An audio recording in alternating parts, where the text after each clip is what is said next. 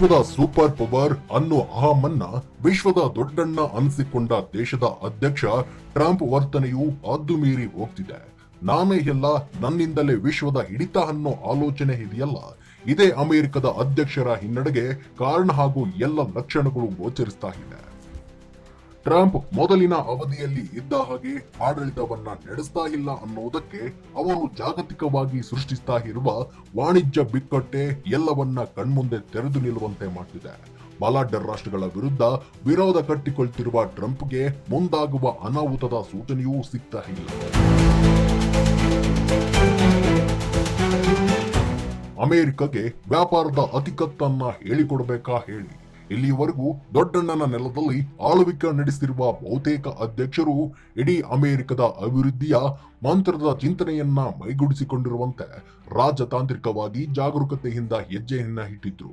ಆದ್ರೆ ಯಾಕೋ ಟ್ರಂಪ್ ಅನುಸರಿಸ್ತಾ ಇರುವ ನೀತಿ ಇದೆಯಲ್ಲ, ಇದನ್ನ ನೋಡಿದ್ರೆ ಭವಿಷ್ಯದಲ್ಲಿ ಇಡೀ ಜಗತ್ತೇ ಒಟ್ಟಾಗಿ ನಿಂತು ಪ್ರಯೋಗಿಸುವ ವ್ಯಾಪಾರದ ಸಮರದ ಕಲ್ಪನೆಯೂ ಇಲ್ಲದಂತಾಗಿದೆ. ವಿಶ್ವ ಮಟ್ಟದಲ್ಲಿ ಹೀರೋಯಿಸಂ ತೋರಿಸುವುದಕ್ಕೆ ಟ್ರಂಪ್ ಮುಂದಾಗ್ತಾ ಇದ್ದಾರೆ. ಹೇಗೋ ಟ್ರಂಪ್ ಮೂಲತಃ ಉದ್ಯಮ ಕ್ಷೇತ್ರದಿಂದ ಬಂದವರು. ಈ ಉದ್ಯಮಕ್ಕೂ ಒಂದು ದೇಶವನ್ನ ಆಳುವುದಕ್ಕೂ ಅಜಗಜಾಂತರ ವ್ಯತ್ಯಾಸವಿದೆ. ಕೆಲವೊಂದು ನಿರ್ಧಾರಗಳು ದೇಶದ ಭವಿಷ್ಯವನ್ನ ಉಜ್ವಲಗೊಳಿಸುವಂತಿರಬೇಕು, ಅದೇ ಮಾರಕವಾಗಬಾರ್ದಷ್ಟೇ. ಅದೇ ಟ್ರಂಪ್ನ ಸುಂಕ ಸಮರದಂತ ನೀತಿಗಳು ಇಡೀ ಅಮೆರಿಕದ ಬುಡವನ್ನೇ ಅಲುಗಾಡಿಸುವಂತೆ ಕಾಣ್ತಿದೆ.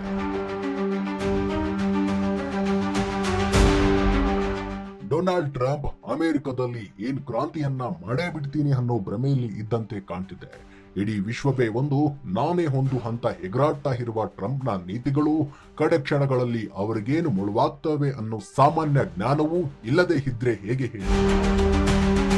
ಭಾರತ ಮತ್ತು ಅಮೆರಿಕದ ಬಾಂಧವ್ಯ ಹೆಚ್ಚು ಸುಧಾರಿಸಿತ್ತು ಅನ್ನೋ ಭಾವನೆ ಹುಟ್ಟಿಕೊಂಡಿದ್ದೇ ಮೊದಲ ಅವಧಿಯಲ್ಲಿ ಟ್ರಂಪ್ ಅಮೆರಿಕದ ಅಧ್ಯಕ್ಷರಾಗಿದ್ದಾಗ. ಟ್ರಂಪ್ ನೇರವಾಗಿಯೇ ಮೋದಿಯನ್ನ ಗೆಳೆಯ ಅಂತ ಹಾಡಿ ಹೊಗಳಿದ್ರು. ಎಂತ ಸಂದರ್ಭದಲ್ಲಿ ಅಮೆರಿಕ ಭಾರತದ ಜೊತೆ ನಿಲ್ಲುತ್ತೆ ಅಂದಿದ್ರು ಟ್ರಂಪ್.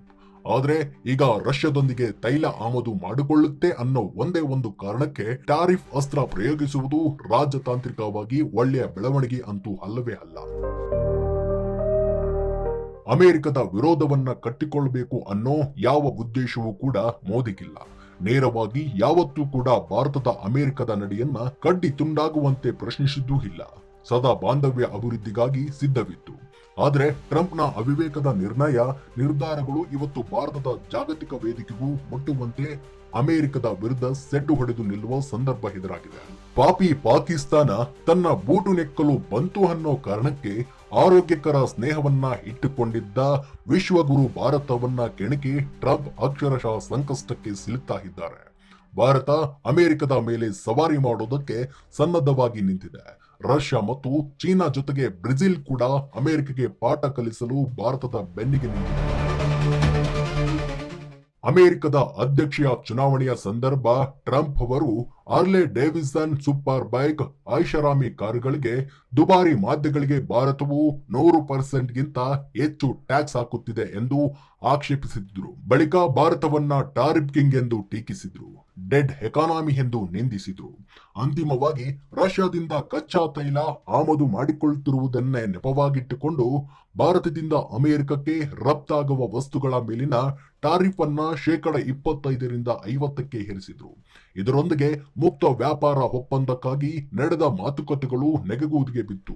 ಆಗ ಪ್ರಧಾನಿ ನರೇಂದ್ರ ಮೋದಿ ಅವರು ಕೊಟ್ಟ ದಿಟ್ಟ ಪ್ರತ್ಯುತ್ತರ, ಚಾರಿತ್ರಿಕ, ವ್ಯಕ್ತಿಗತವಾಗಿ ನನಗೆ ನಷ್ಟವಾದ್ರೂ ಚಿಂತೆ ಇಲ್ಲ. ರೈತರು, ಸಣ್ಣ ವ್ಯಾಪಾರಿಗಳು ಮತ್ತು ಜನತೆಯ ಹಿತಾಸಕ್ತಿಗೆ ವಿರುದ್ಧವಾದ ನಿರ್ಧಾರವನ್ನು ಕೈಗೊಳ್ಳಲಾಗದು ಅಂದಿದ್ದು ಅಮೆರಿಕಗೆ ಕಪಾಳ ಮೋಕ್ಷ ಆದಂತೆ ಅಲ್ವೇ? ಭಾರತವನ್ನ ಟಾರಿಫ್ ಕಿಂಗ್ ಎಂದು ಲೇವಡಿ ಮಾಡುವ ಟ್ರಂಪ್ಗೆ ತನ್ನ ದೇಶದ ತೆರಿಗೆ ನೀತಿಯೇ ಮರೆತು ಹೋಗಿದೆಯಾ? ನಿಜವಾದ ಟಾರಿಫ್ ಕಿಂಗ್ ಸ್ವತಃ ಅಮೆರಿಕವೇ ಆಗಿದೆ. ಉದಾಹರಣೆಗೆ ಅಮೆರಿಕವೇ ನಿರ್ದಿಷ್ಟ ಹಾಲು, ತಂಬಾಕು, ಹಣ್ಣು ಹಂಪಲುಗಳ ಆಮದಿಗೆ 35% ತೆರಿಗೆ ವಿಧಿಸುತ್ತಿದೆ. ತನ್ನ ಕೇವಲ ಕ್ಷೇತ್ರಗಳ ರಕ್ಷಣೆಗೆ ಅಮೆರಿಕವು ದೊಡ್ಡ ಮೊತ್ತದ ಆಮದು ತೆರಿಗೆಯನ್ನ ಹಾಕುತ್ತಿದೆ. ಆದರೆ ಭಾರತ ಮತ್ತು ಕೃಷಿಕರು, ಸಣ್ಣ ಉದ್ಯಮಿಗಳಿಗೆ ರಕ್ಷಣೆ ಹಾಕಿದರೆ ಟಾರಿಫ್ ಕಿಂಗ್ ಹೇಗಾಗ್ತಾರೆ? ಭಾರತ ಇವತ್ತು ಜಗತ್ತಿನಲ್ಲೇ ಅತಿ ಹೆಚ್ಚು ಹಾಲು ಉತ್ಪಾದಕ ರಾಷ್ಟ್ರ. ಇಲ್ಲಿ ಕ್ಷೀರ ಕ್ರಾಂತಿಯೇ ಸಂಭವಿಸಿದೆ. ಜಗತ್ತಿನ 25% ಹಾಲು ಇಲ್ಲಿ ಉತ್ಪಾದನೆಯಾಗುತ್ತಿದೆ. ಲಕ್ಷಾಂತರ ಮಂದಿಗೆ ಪಶುಸಂಗೋಪನೆಯೇ ಜೀವನಾಧಾರ. ಹೀಗಿರುವಾಗ ಅಮೆರಿಕದ ಇಂಥ ಹಾಲು ಯಾವ ಭಾರತೀಯರಿಗೆ ಬೇಕು? ನಮ್ಮ ಮಧ್ಯದ ಉತ್ಪನ್ನಗಳಿಗೆ, ಸೂಪರ್ ಬೈಕ್ಗಳಿಗೆ, ಲಕ್ಸುರಿ ಕಾರುಗಳಿಗೆ ಭಾರತ 100% ಟ್ಯಾಕ್ಸ್ ಹಾಕುತ್ತಿದೆ ಎಂಬುದು ಟ್ರಂಪ್ ತಕರಾರು. ಅಲ್ಲಿನ ದುಬಾರಿ ಮದ್ಯ, ಕಾರು ಬೈಕ್ಗಳನ್ನ ಸಾಮಾನ್ಯ ಭಾರತೀಯರು ಖರೀದಿಸಿಲ್ಲ. ಉಳ್ಳವರು ಬೇಕಾದರೆ ಟ್ಯಾಕ್ಸ್ ಕಟ್ಟಿ ಅವುಗಳನ್ನ ಖರೀದಿಸಲಿ. ಸರ್ಕಾರದ ಬೊಕ್ಕಸಕ್ಕೆ ತೆರಿಗೆ ಮೂಲವಾಗುತ್ತದೆ ಎಂಬುದು ತಪ್ಪೇನು?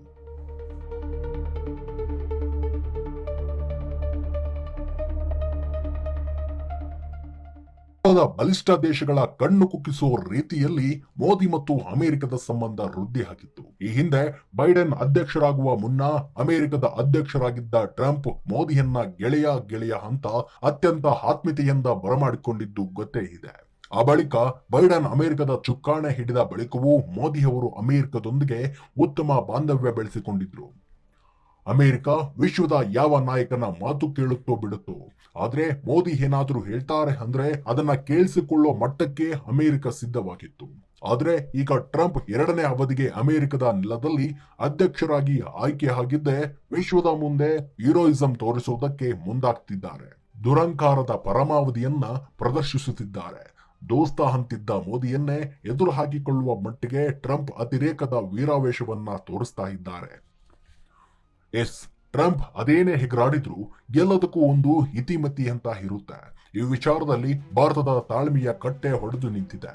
ಏಟಿಗೆ ಏಟು ಅನ್ನೋ ಸಮರವನ್ನ ಟ್ರಂಪ್ ವಿರುದ್ಧ ಸಾರ್ತಾ ಇದೆ ಪ್ರಚಂಡ ಭಾರತ. ಹೌದು ವೀಕ್ಷಕರೇ, ಟ್ರಂಪ್ಗೆ ತಿರುಗೇಟು ಕೊಡುವುದಕ್ಕೆ ಭಾರತ ಸಿದ್ಧವಾಗಿದೆ. ಆ ನಿಟ್ಟಿನಲ್ಲಿ ಮೋದಿ ಮುಂದೆ 4 ಮಾರ್ಗಗಳಿದ್ದು ಈ ಮೂಲಕ ಅಮೆರಿಕದ ಬಾಲವನ್ನ ಕಟ್ಟು ಮಾಡುವುದಕ್ಕೆ ಭಾರತದ ಕಾರ್ಯಪ್ರವೃತ್ತವಾಗಿದೆ.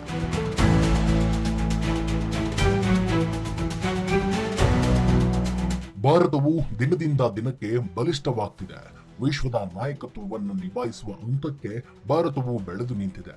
ಅಮೆರಿಕ ವಿಶ್ವದ ಎದುರು ಸಾರ್ತಾ ಇರುವ ವ್ಯಾಪಾರ ಸಮರಕ್ಕೆ ಟಾಂಗ್ ಕೊಡಲು ಬ್ರಿಕ್ಸ್ನ ರಾಷ್ಟ್ರಗಳು ಮೋದಿ ಕೈಗೆ ನಾಯಕತ್ವವನ್ನ ನೀಡಿ ಅಮೆರಿಕದ ಬಾಲವನ್ನ ಕಟ್ಟು ಮಾಡುವುದಕ್ಕೆ ಒಪ್ಪಿಗೆ ಕೊಟ್ಟಿವೆ. ಅಮೆರಿಕದ ಜೊತೆಗೆ ಭಾರತ ಸಂಬಂಧ ಚೆನ್ನಾಗೇ ಇತ್ತು. ಆದರೆ ಅಮೆರಿಕವೇ ಮಾಡಿಕೊಂಡ ಸ್ವಯಂಕೃತ ಅಪರಾಧ ಇದೆಯಲ್ಲ, ಇದೇ ಇವತ್ತು ಭಾರತದ ತಾಳ್ಮೆ ಕಟ್ಟೆಯನ್ನ ಹೊಡೆಯುವಂತೆ ಮಾಡಿದೆ.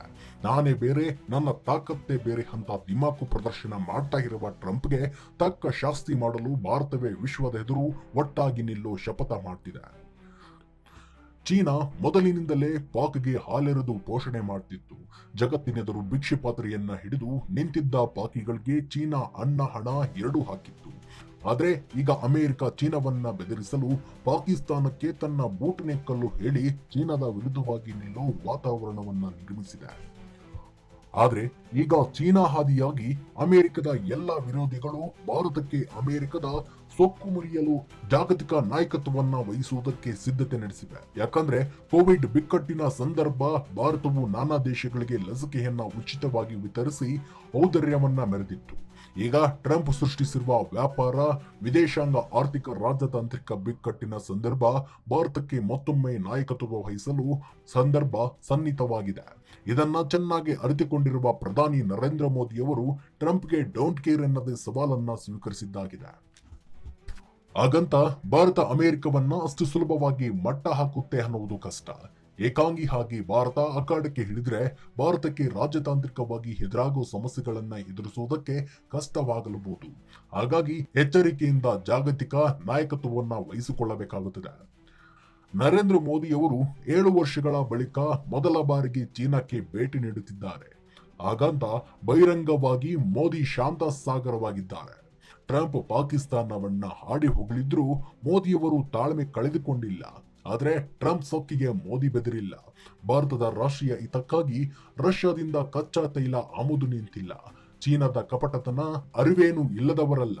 ಆದರೆ ವ್ಯಾಪಾರದಲ್ಲೂ ಶತ್ರುವಿನ ಶತ್ರು ಮಿತ್ರನಾಗುವುದು ಸಾಮಾನ್ಯ.